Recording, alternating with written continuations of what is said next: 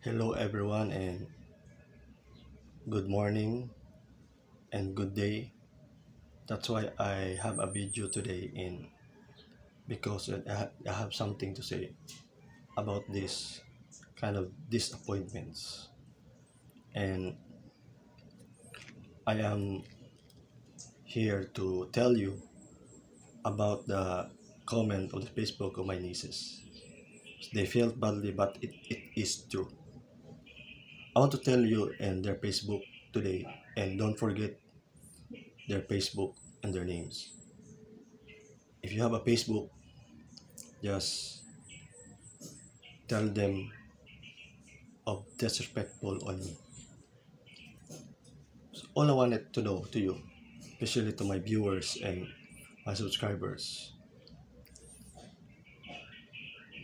I want to tell you first my niece's name, Jen Villafor, and Mary Joy Masulaw Kabilao, and Cora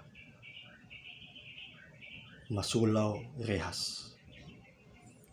First of all, my comment is not bad. I am telling the truth. They're hurt, but they didn't accept the truth. But you know why? You know why? You know why? And his father asked his younger brother to give work of his little little farm so that his brother have a problem, a food and money for his family. You know why? He did not give him a part of job, even just a little only. But he did not understand what his brothers need. You know, he get hurt of my comments of the videos of your father. Is it right? Is it right? Give bad comment on me and they reply me and they call me badly and without respect on me. They are my nieces. I am her uncle. I am their uncle. And then I don't like what they did on me.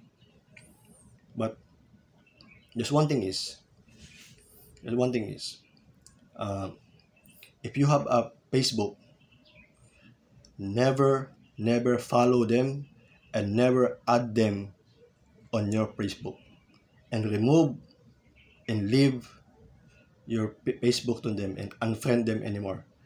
And then they're not good kind of example of people, and in this world they have to accept what is the truth.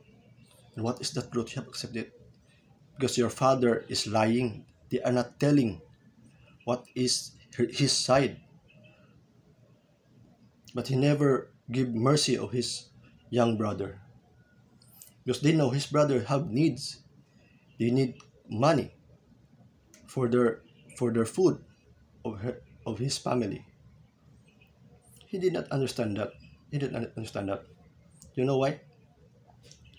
His daughter Jen called me without discipline, shouting on me, without respect on me.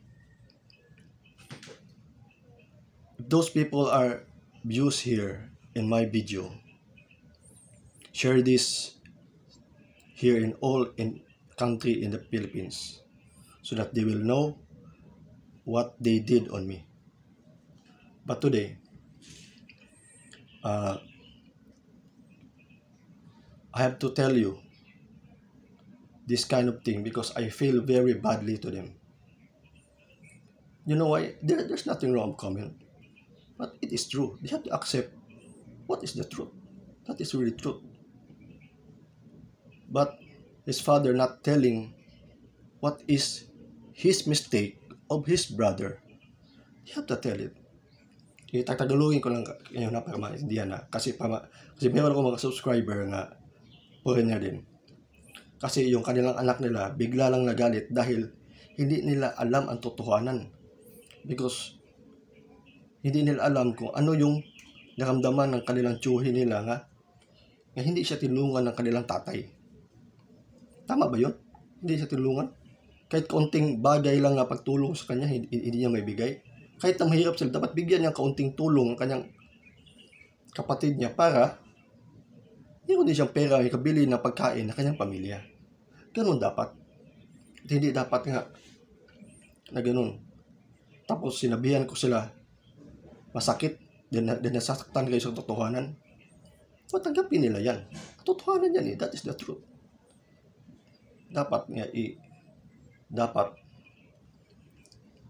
kung sino man sa inyo mayroong Facebook sa kanila, yung friend o nag-follow sa kanila kay Jen Villaflor, kay Mary Joy Cabilao at saka kay Cora Rehas o Masulaw Rehas, do not follow them and remove yourself as your friend.